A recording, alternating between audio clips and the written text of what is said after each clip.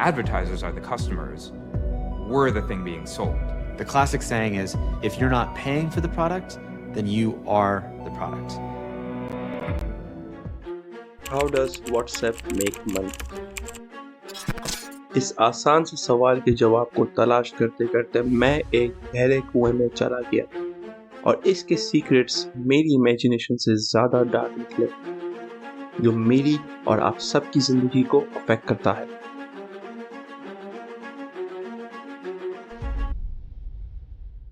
इस सवाल के तलाश के लिए सबसे पहले हमें माजी में जाना होगा, तो आए मेरे साथ इस सफर में।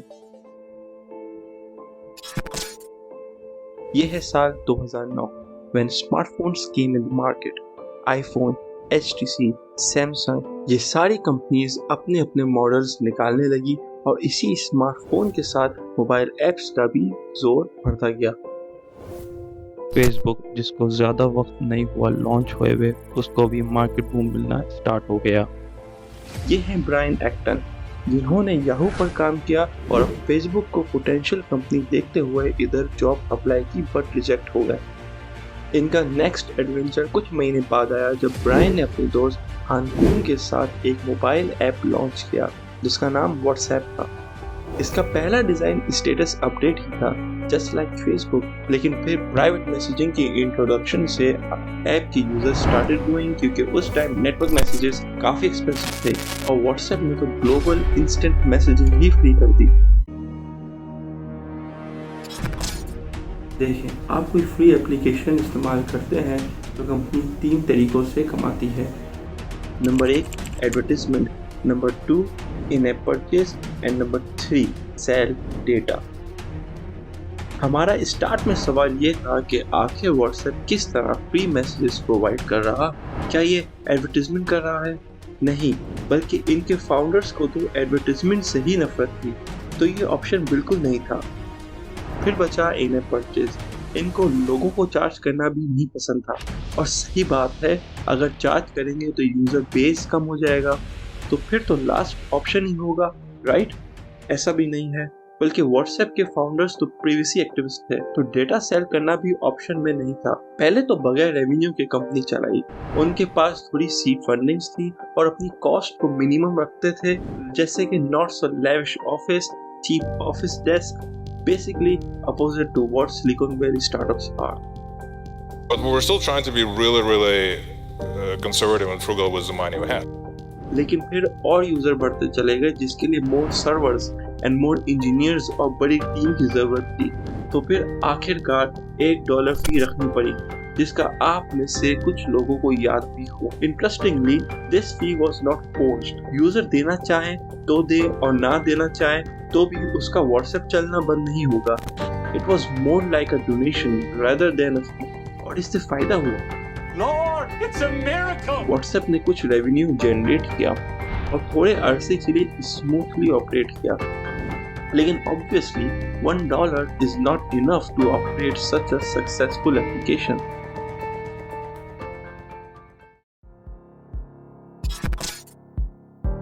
टेक कंपनी की वैल्यूएशंस एंड स्ट्रेटजीज डिफरेंट हैं। एक कंपनी का रेवेन्यू पेनीज हो सकता है, लेकिन उसकी वर्थ मिलियंस में हो सकती है। But if you have no revenue, you can say you're pre-revenue. You're a potential pure play. अगर आपके पास यूजर ज्यादा है, इन्वेस्टर्स को पोटेंशियल नजर आ जाता है।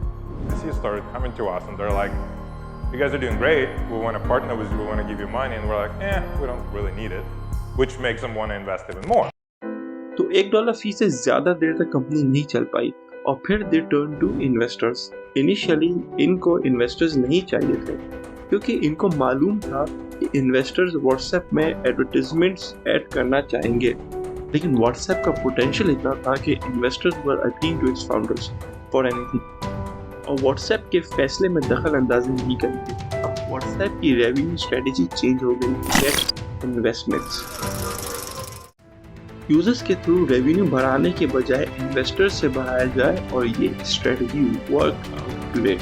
देखें, व्हाट्सएप अच्छा तभी होगा जब ज़्यादा से ज़्यादा यूजर्स आएंगे, क्योंकि सेंडिंग एंड रिसीविंग एंड में यूजर्स के पास व्हाट्सएप इंस्टॉल्ड होना ज़रूरी है, और ऐप बिल्कुल फ्री होने की वजह से यूजर्स बढ़ते चले गए, which attracted more investors. But there's one problem, आप हमेशा के लिए इन्वेस्टर्स पर रिलाय नहीं कर सकते। एक वक्त आएगा कि इन्वेस्टर्स को अपनी इन्वेस्टमेंट का प्रॉफिट चाहिए होगा, चाहे क्यों ना आप कंपनी ही बेच दो। साल 2014, Facebook bought WhatsApp for $19 billion.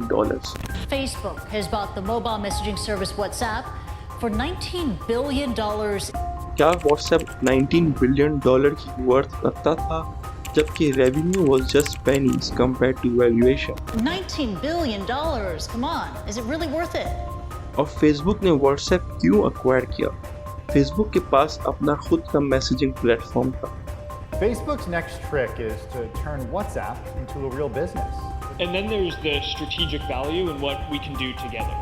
And I actually just think that by itself it's worth more than $19 billion. I mean, it's hard to exactly make that case today.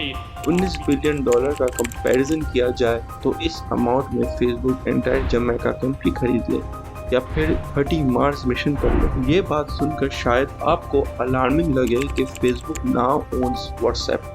After all Facebook का तो पूरा business model ही ये है कि वो आपके data points collect करे और उसी को इस्तेमाल करते हुए आपको एड्स दिखाए जाए, totally opposite to what WhatsApp founders were against. और ऊपर से फेसबुक के प्राइवेसी स्टैंडर्ड्स, सिक्योरिटी टेरिबल रही है और इन पर बगैर इजाजत के यूजर का डेटा यूज करने का भी इल्जाम लग चुका है। For example the infamous Cambridge Analytica scandal.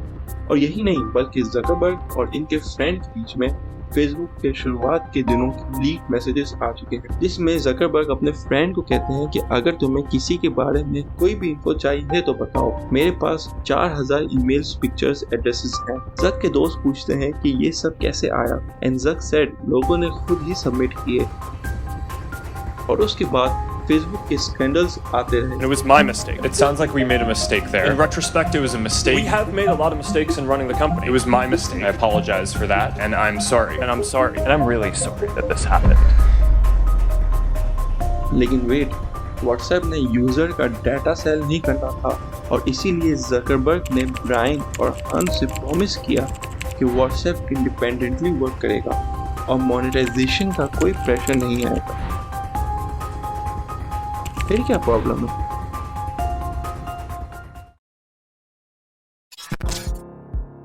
WhatsApp ने $1 फी चार्ज कंप्लीटली रिमूव कर दिया, जो कि वैसे भी एक वॉलंटरी फी थी। Wow, that sounds great. शायद फेसबुक वाकई केयर्ड अबाउट कनेक्टिंग पीपल, लेकिन सच्चाई इससे अलग है। फेसबुक को यूजर्स के डेटा से मतलब है and WhatsApp provided those data points जैसे कि behaviour data, phone numbers and endless personal information. WhatsApp के पास 1 बिलियन यूजर्स है और इसीलिए डेटा ज्यादा अहम है $1 फी के मुकाबले। जितने ज्यादा डेटा पॉइंट्स उतना ज्यादा clear profile about who you are, ताकि वो आपको पर्सनलाइज्ड एड्स दिखा सकें। ऊपर से हमें रेवेन्यू शायद नजर ना आए, लेकिन actually it's working out great for Facebook को अपने पर हर जगह फैलाना। जितना ज्यादा यूजर्स उतनी powerful company. Facebook is a case study, in my opinion, in monopoly power because your company harvests and monetizes our data, and then your company uses that data to spy on competitors and to copy, acquire, and kill rivals. You've used Facebook's power to threaten smaller competitors and to ensure that you always get your way. These tactics reinforce Facebook's dominance, which you then use in increasingly destructive ways. So Facebook's very model makes it impossible for new companies to flourish separately, and that harms our democracy. Hold on a second. WhatsApp तो Facebook से बिल्कुल independently चल रही थी, ऐसा Zuckerberg ने promise तो किया था, राइट?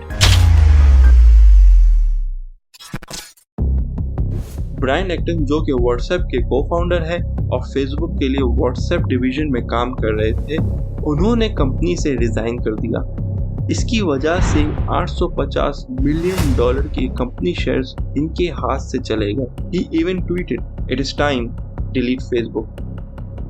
अगर आप ब्रायन एक्टन की स्टोरी को समराइज करें तो काफी क्रेजी लगती है। पहले ब्रायन ने फेसबुक में जॉब लेने की ट्राई की, लेकिन रिजेक्ट हो गए। फिर उन्होंने दुनिया का नंबर 1 मैसेज प्लेटफॉर्म बनाया, व्हाट्सएप। फिर उसी को फेसबुक में बेच दिया और फेसबुक के एम्प्लॉय बन गए और आखिर में फेसबुक से रिजाइन कर दिया।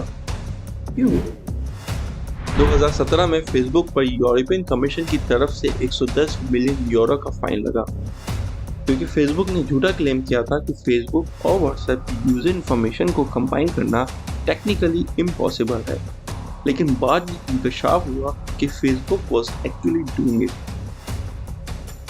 The EU has fined Facebook $122 million for providing misleading information about its 2014 takeover of the messaging service WhatsApp. Facebook ने व्हाट्सएप से मोबाइल नंबर्स को फेसबुक अकाउंट से कनेक्ट करके ज़्यादा डेटा कलेक्ट करना स्टार्ट कर दिया, ताकि वो आपको और भी ज़्यादा पर्सनलाइज एड्स दिखाना स्टार्ट कर दें। ब्रायन को इस बात का इंकशाफ बाद में हुआ कि फेसबुक शुरू दिन से ही व्हाट्सएप को इनडायरेक्टली मोनेटाइज कर रही थी, और फिर कुछ महीनों बाद व्हाट्सएप के सेकंड फाउंडर हान कुम ने भी फेसबुक से रिजाइन कर दिया। ब्रायन एक्टन ने पब्लिकली ये भी कहा कि उन्होंने अपने यूजर्स की प्राइवेसी बेच दी अपने मफादात के लिए, और इस पर मुझे पूरी जिंदगी अफसोस होगा। वो शुरू से जानते थे कि फेसबुक को बेचने से क्या होगा, लेकिन उनको $19 बिलियन की ऑफर आई और वो इसको मना ना कर पाए। अगर आप होते तो क्या करते? हमारी टाइम ट्रैवल जर्नी के स्टार्टिंग में सवाल था कि व्हाट्सएप अर्न कैसे करती है। हमने सबसे पहले जाना कि व्हाट्सएप $1 फी चार्ज करती रही, उसके बाद इन्वेस्टर्स पर रिलाई करना स्टार्ट कर दिया, और आखिर में व्हाट्सएप फेसबुक को बेच दिया। अब फेसबुक व्हाट्सएप को ओन करता है। फेसबुक किस तरह इससे पैसे कमा रहा है? क्या सिर्फ डाटा पॉइंट्स गैदर करके यूजर्स को पर्सनलाइज एड शो करके? Well no. एक और new way to monetise WhatsApp is WhatsApp business. ये व्हाट्सएप की तरह सर्विस है जो बिजनेस को हेल्प करती है अपने कस्टमर्स को रीच आउट होने में और कस्टमर सपोर्ट में। इसमें पेड फीचर्स है, लेकिन स्टिल ये अभी इतना प्रॉफिटेबल नहीं है। फेसबुक स्पोक्सपर्सन ऑलरेडी कंफर्म कर चुके हैं कि व्हाट्सएप स्टेटस सेक्शन में एड्स आना स्टार्ट होंगी, बट स्टिल ये भी इतना प्रॉफिटेबल नहीं है। इन दी एंड व्हाट्सएप की सबसे ज्यादा वैल्यू उसका डाटा है और उसकी फेसबुक के साथ integration. Now the question is, लोग व्हाट्सएप अब भी क्यों इस्तेमाल करते हैं और ट्रस्ट करते हैं? The simple answer is they don't trust. ज्यादातर लोग प्राइवेसी की परवाह नहीं करते। इधर नेटवर्क इफेक्ट का कॉन्सेप्ट आता है। आपके दोस्त, रिश्तेदार, अजीज सब व्हाट्सएप पर हैं और ये कन्वीनियंट है। आप जानते हैं कि आपकी प्राइवेसी ब्रीच हो रही है और आप फिर भी यूज कर रहे हैं, क्योंकि हर किसी के पास व्हाट्सएप है। आप अगर दूसरी सर्विस का इस्तेमाल भी करें तो दूसरे के पास इंस्टॉल नहीं होगी। इस वीडियो को देखकर आपको लग रहा होगा कि ये वीडियो डायरेक्ट व्हाट्सएप और फेसबुक को अटैक कर रही है, लेकिन ऑनेस्टली ये मामला नहीं है। सारी कंपनीज यही करती है।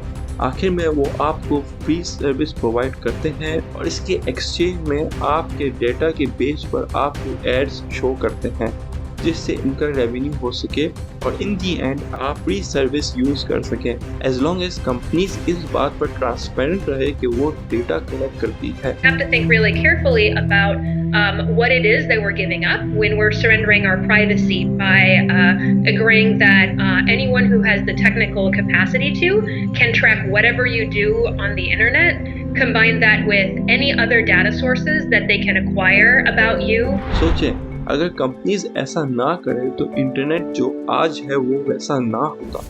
आप फ्री में कंटेंट देखते हैं, फ्री में सोशल मीडिया यूज करते हैं। रियलिटी यही है कि व्हाट्सएप वाकई में लोगों को कनेक्ट करने में हेल्प करती है। Let's be clear, WhatsApp data collect करता होगा for ads targeting, but it does not read messages. There is no evidence for that. मैं और आप हमने ऑलरेडी डिसाइड कर लिया है कि हमारी इंफॉर्मेशन हम कंपनीज को दे दें ताकि हम फ्री सर्विस यूज कर सकें। वी यूज इंटरनेट डेली, और चाहे कोई भी वेबसाइट में चले जाओ या कुछ भी यूज करो, indirectly you are giving away your information. आखिर में अहम बात यही है कि इस बात का मालूम हो कि आपका कौन सा डेटा शेयर हो रहा है और किस तरह यूज हो रहा है।